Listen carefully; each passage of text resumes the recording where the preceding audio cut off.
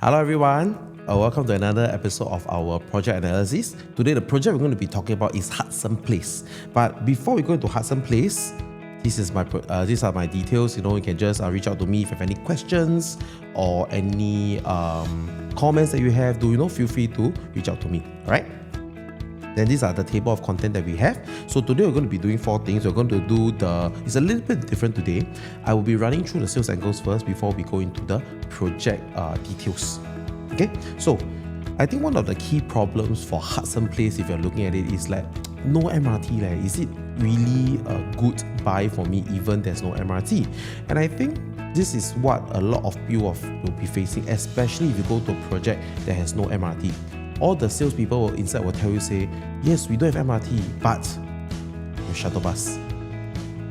I don't know about you, but if it's me, I don't think I would prefer the shuttle bus, right? I mean, most people will prefer to have the MRT right next to us or in our vicinity. But the key question here is that let's say there is no MRT or there's only the shuttle bus services, that means to say that my MRT is further away from me. Does it mean that I actually have to make money? I think the main concern is 2 things. Number 1 is whether the rental will still be okay. Number 2, whether there will still be appreciation. Especially if today's project we are paying much more expensive. And I think one of the key problems that we see in a Hudson Place today is this. Okay, we do have projects that are nearer to the MRT, okay, at the same time, lower price than us. I think this is the main problem that we want to drive out today. That is why I focus on bringing out the problem first before we go into the project details. I think this is one key problem that a lot of us will also be concerned about, whether this will make sense for us. Especially in today's market, we know that property prices are higher than what we saw before. And plus, we are not as near to the MRT as the older project. Okay? So I'll use this as an example, which is Tanglin Residence and Principal Garden. You can actually see Tanglin Residence, right, is actually just a short walk towards the Red Hill MRT, while Principal Garden, to go to the MRT, in my opinion, walking will be quite tedious. Okay, so in the aspect of things, you realize that both of them, in terms of age, right, the age gap is also about 21 years apart, as per what we see for One North Residence and Hudson Place as well, about 20-21 years. So we want to see whether, right, first thing in terms when there's a big age gap like this, plus when the older development is nearer to the MRT and cheaper than me, what's the effect? Then we'll be able to diagnose whether Hudson Place is something that we can actually be looking into. So the first thing we actually look at is the effect of the rental. Okay, so you can see Tanglin Regency and Principal Garden. The 2-bedroom rental is about $4,095, where Principal Garden about $4,007. Okay, 3-bedroom wise is about $5,004 versus about $6,007. So you realize in terms of the gap, right, the 2-bedroom gap is about $700. Okay, the 3-bedroom is about $1,300. So you realize, although they are 21 years apart, and yes, Tanglin Regency is bought actually definitely cheaper than what we see in Principal Garden, you do see that the rental does have a difference. And that is important for us, because if we will be buying expensive today, I'm very sure we need to rent higher in order to enjoy the same profits, the same yield, right? So this is where we also know that the Principal Garden, although is more expensive, it also gives us a better yield as well. If you have seen, yeah, okay. The next thing, the effect on growth as well. This one is important because if you can see, Tanglin Regency was actually DOP in 1998, but back then Principal Garden wasn't around. So to be fair, we actually all put into 2015, where we look at what is the lowest transacted, right? In terms of the PSF, it's actually 1,001 versus 1,004. So a good about so-called $300 gap. Okay, and in 2006 recently, we can see that actually the gap has also widened. And in terms of the percentage growth, right, you will see that there is a 27.5% price gap. What does this tell us? Okay, in the aspect of things, if you will be looking at what between a 20 years apart project, right, the price gap is about to 28%, which means to say in terms of price, even though if I bought more expensive, I'm able to sell more expensive as well. And how does this apply to Hudson Place? Imagine if Hudson Place price gap, right, versus One North Residence as we have seen here. Imagine the price gap between here and here is less than, for example, 27.5%. Will that be safe for us? That is the key question that we will need to understand. And that is where we will only be able to know on the booking day itself. So right now, what I also be trying to do is also to give you a little bit of pointers. While we can still see Hudson Place and still consider it, the real decision will come on the booking day itself to see whether in terms of price gap, what is the gap difference.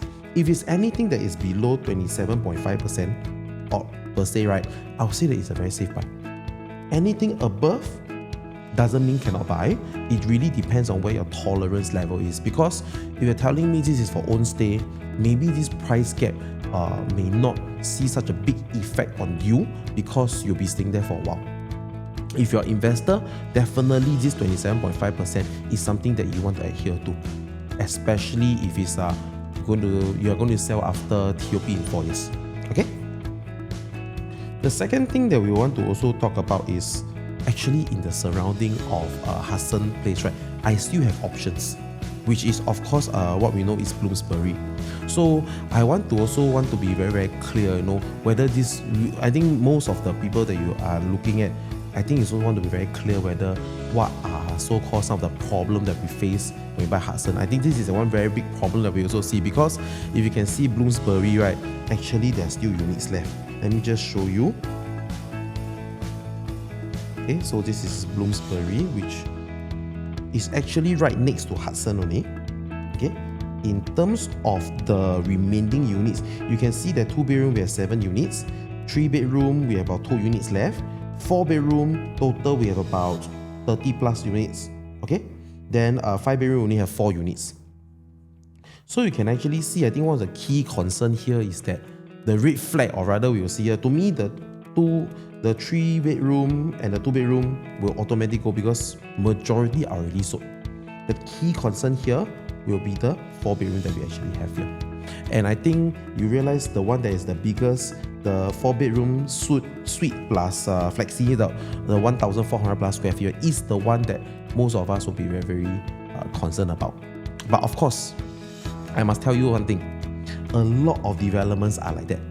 Okay, a lot of developments are that where we see the bigger unit types tend to be sold or to be stuck towards the end. Okay, so you might be asking, 5-bedroom, 6-bedroom leh? Yes, but they only have like 3 and 1 unit. So same, they're still stuck one. So the theory is still the same. But why is this happening like that? Okay, I need to show you an example, yeah? So today we're going to do a bit of live data, so we'll actually be able to see what is going on. So the one that we're going to see is Tembusu Grand. So Tembusu Grand, as you can see, this is actually a project that just TOP'd recently. Don't ignore the 2028 because it's already TOP already. Okay, if you can actually see from here, right, the past, in terms of the past transactions that we have, actually the 5-bedrooms actually take up quite a bit. You can see over here, 2025 all the way. See, it's all 5-bedrooms. It's all 5-bedrooms that you can see here. I will say almost 50 to 70% are all the 5-bedrooms that was transacted right before TOP. Okay, the other one that we also look at is actually Grand Diamond. Okay, which you actually can see in terms of the sale, Grand Diamond is going to TOP soon. Okay, so you can actually see since April 2006 onwards, all the 4 and 5-bedrooms are running very fast. Which actually prior to it, actually they still have a lot of stock right before that. Why is this happening? Because I think this is the key thing that we need to also be understanding. Why is it that all these big bedrooms only start to move when they TOP or when they're about to TOP? I think the key question we also want to ask, right? If I want to buy if let's say I'm going to buy a 4-bedroom today, right? Be it Tembusu Grand Diamond, okay? Those people, the profile that they have are usually what? People who are family profile. And these people, usually they don't want to what? They don't want to sell, rent somewhere because they have a bigger family and wait for the new development. So what they always want to do, right, is like that. Nearing TOP, okay, I sell my unit, okay, I use this money to buy the 4 or 5 bedroom. You watch. So my waiting time in between here and here is very short. Okay, and because we know that buying the 4 or 5 bedroom, the quantum will actually be bigger, I need to sell my unit closer or rather the closer price to this 5 bedroom so that my bridge is not so big, so that I don't have to top out so much even. So that's why you see for all the bigger bedroom types, right, this is generally what we will see. Okay, this is something you need to understand.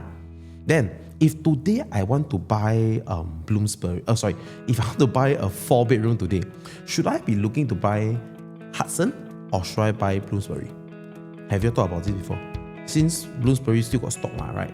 And Hudson is also got stock, right? How do we choose which unit or which project to buy first? Anybody, have you actually thought about this before? I think this is actually very much based on our requirements. Okay, so what we will see here, right, in terms of Bloomsbury, okay, versus Hudson that you'll see. So first thing of all, we will know that if let's say you are an own stay buyer, if you're an own stay buyer, I will say you will look at Bloomsbury first. Why? Because Bloomsbury's TOP is faster, I collect key faster. I don't have to rent so long or don't have to wait so long even, right? Second thing, because if I want to be buying, let's say for investment, if you're an investor looking at a 4 bedroom for investor, I will say Hudson is definitely the way to go. Because why? The main advantage, because this is still the progressive payment, okay, which equals to your monthly installment, is not so tedious also. Because don't forget, once you TOP here, you will hit the max of the monthly installment that can cost you maybe even up to maybe $8,000 to $10,000, depending on what is your loan package. Okay, and if we know that in one north area, this is where most people who are maybe the rental profile maybe in the 2 or 3 bedroom, right? If you buy Bloomsbury for rental right now, there might be a chance that you have to be very careful. You need to plan, because if you don't get to rent out, right, you're bleeding rental every month. So if you're telling me you're buying Bloomsbury 4 bedroom for rental purposes, right, I will encourage you to consider Hudson. Okay, but if you're on stay, Bloomsbury is the way to go. Okay, so this is something that I also want to put in here, so at least you have a clear understanding. Because as an investor today, if I am wanting to be buying a 4 bedroom, right, the monthly commitment really is quite high, and I want to delay that as soon as possible. Because if I buy Hudson for investment in 4 bedroom, right, by end of 2030, I already have cleared my SSD. That means to say, I can already be selling without SSD. You know what I mean? So you realize that first thing, that the cost is lower. Second thing, I have time to wait down my SSD. For Bloomsbury, if you buy now, I think you still need to hold for another 2 years. And if you don't have any rental, you're bleeding. Alright? So that's why I'm saying that actually every time, when we buy property, actually it's not as easy as it looks. Because not all the units are suitable for everyone. In fact, everybody's needs are different, and although we may be looking at the same project, it may not mean that all the units are suitable for you. That's why I always say that you need a right person to actually be planning for you. Okay, some actually say that Hudson is good, some will say Bloomsbury is good, but actually comes to it, actually which one makes sense to you. Okay, so if today, for example, if let's say Hudson is $50,000 more expensive, will you be buying? I think most of you will say you buy Bloomsbury, right? But imagine you're an investor. Okay, yes, you do save $50,000 for your Hudson purchase, but if you don't be able to get a rental and you keep bleeding 8 to 10K a month, actually saving that $50,000 for you, does it still make sense? Right? If the answer is not yes, then maybe you need to really have someone to be able to be by your side, to help you to look at these kind of blind spots, so that even though that you are actually there, right, your focus is only meaning which you need to be buying, what is the price point you can be looking at, right? And if you really need a right person like that, I think I can be the right person. So if you have any questions or anything, please feel free to reach out to me so that I can also, based on your situations and your circumstances, I know how to plan and advise for you accordingly. Alright, let's move on. Okay, so now we are going into the project details. You can actually see, of course, this project is called Hudson Place. It's actually a JV between Qingjie and 4C as well. Okay, so we have two blocks, block 18, block 20. Okay, total 337 units. Two blocks are not the same height. One is 23 story, one is 15. Okay, expected TOP is about 2029. Okay, then car park lots is actually a bit lesser because this is the car light area. Okay, then of course the location map wise, you can see we are right here. Okay, Bloomsbury is just right next to us. Okay, and of course if you are looking at that, cycling to One North MRT is 4 minutes. Okay, of course Buona Vista is a one stop away. Okay, so some of the schools and some of the amenities we have in the surrounding. Next up, the site map. So what you will see here, there are a total of 2 blocks here. One is the block 23 story, one is the 15 story. We have full facilities as well. That means it comes with a tennis court. Okay, so what's interesting here is that actually for this development, it also comes with some of the retail shops that we have. And from what we know, the retail shops are not for sale. That means to say, the developer has to manage the shops itself or to be sold at a podium together. Why is this important? Because we know that if it's not sold individually, there's no worry of repetition of the same kind of shops. That means to say, maybe a smaller retail manager decides to manage this place, that will actually give us more advantage because they will usually rent out to a variety of shops. So at least it's more comfortable for you when you are there as well. Okay, some of the perspectives that we actually have. Personally, I find this area very nice, very romantic for an outdoor so-called eating area that we have. The pools are also very nice. Okay, so some of the perspective we actually have over here as well. Okay, then now we come down to the unit mix. So our smaller is actually a 2-bed, 2-bath, 2-bedroom premium all the way to the penthouses where we have 5 of these units. Okay, but the 2, 3, 4 are the ones that we want to focus on. So if you can see from our development, majority is still into the 2-bedroom setting. Okay, developers also understand that this area, in terms of the rentability, usually there will be more tenants looking in this area, so they are more focused on the 2 bedrooms as well. So cycle is done. Okay, some of the floor plans that we actually have. So we can actually see that this is the 2-bed, 2-bath that we have. Both are dumbbell layout. Okay, 646 square feet. Okay, one has 35 units, both are actually have 35 units each. Just that the depth of facing is slightly different. Okay, so we have units that are actually pool facing. We have units that are also tennis court facing as well. So what is interesting that you will see over here is that all the layouts coming in here, we have a proper tucked-in kitchen that we have. That means to say my dining area will be also much more spacious. And this is a dumbbell layout that we have. That means to say the bedrooms are on either side, the living is in the middle as well. Same for the B1B, exactly the same coming in here, kitchen, dining, and the side. Okay, same. Next, okay, the 646 square feet, these two are a bit actually almost the same, just as size-wise is a little bit different from what we will see. Hey, sorry, they're actually the same size. All the 2 bedrooms are all the same size, yeah? So you can see actually the key difference is actually just the facing itself. The rest of the things actually look very, very similar. Then this is actually the 2-bedroom premium plus study. Okay, so this one is slightly different. For the B2 that you will see coming in here, there will be a suggested study. This will be a suggested study here to help you decide whether you want to build a study or not. If you do not, of course, it will be open space here. Then coming in here, we have a slightly like a tucked-in kitchen area. It's like an L-shaped kitchen over here. Then of course our 2 bedrooms, 2 bathrooms as well. Okay, that only got 13 units. The next one we have a little bit more. This is something that is a little bit different. So coming in here on the left hand side, you can see that the the study is actually already done up for you in the corner. and it's also linked to the bathroom, where the other bedroom too is also linked to the bathroom as well. That means to say right now here, it can also become like a guest room, okay, or even can become a small baby room for time being, because it's now ensuite both to the toilet. Then of course it has a proper tuck-in kitchen as well. The dining area also seems bigger over here, which means to say maybe if I want to, I can squeeze in maybe like a 6-seater, no problem. That one also have to depend on the dimension, right?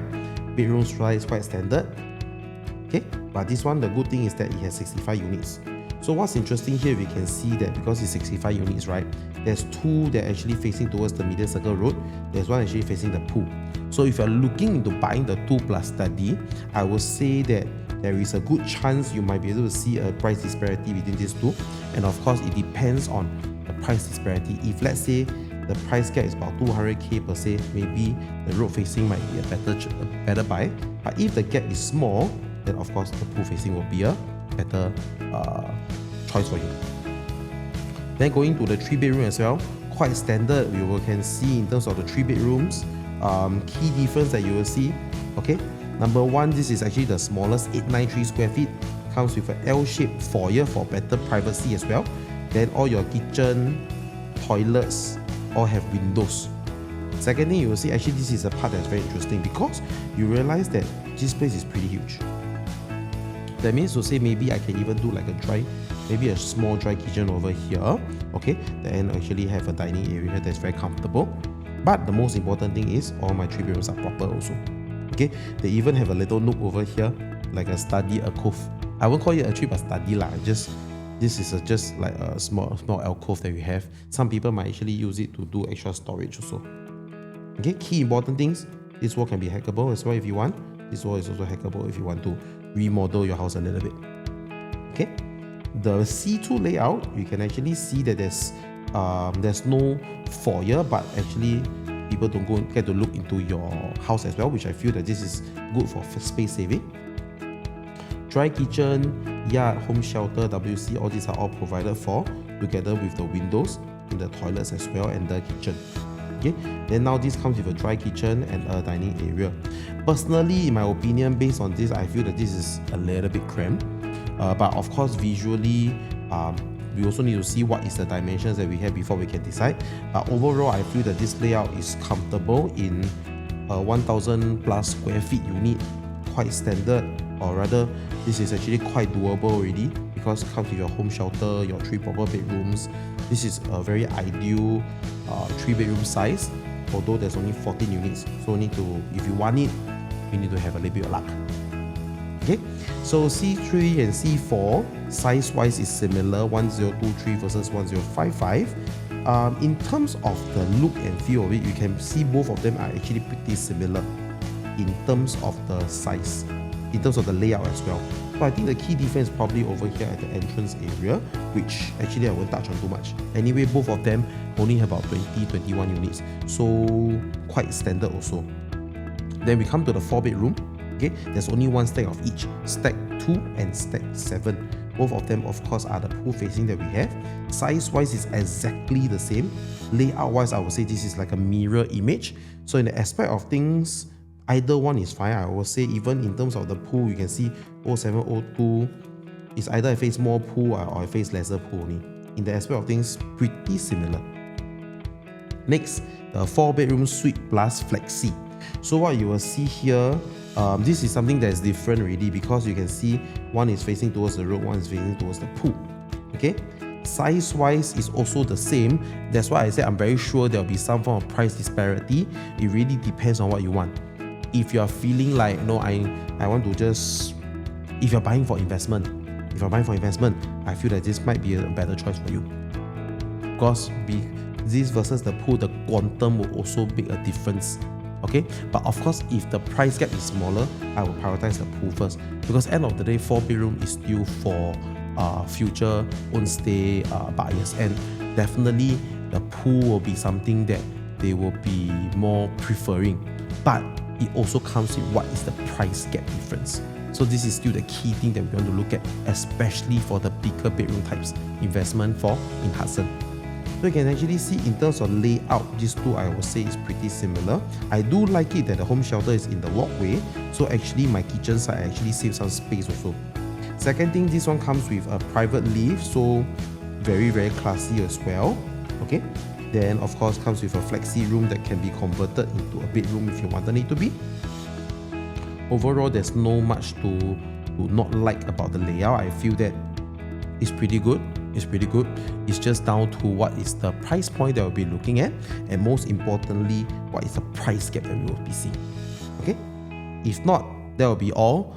Eunice's name is still here. Anything you can just contact us, me or Eunice, and we'll actually be happy to be engaging you guys and to give you all more help and support. If not, that's all for today, and I hope to see you at Hudson Place soon. See you. Bye bye.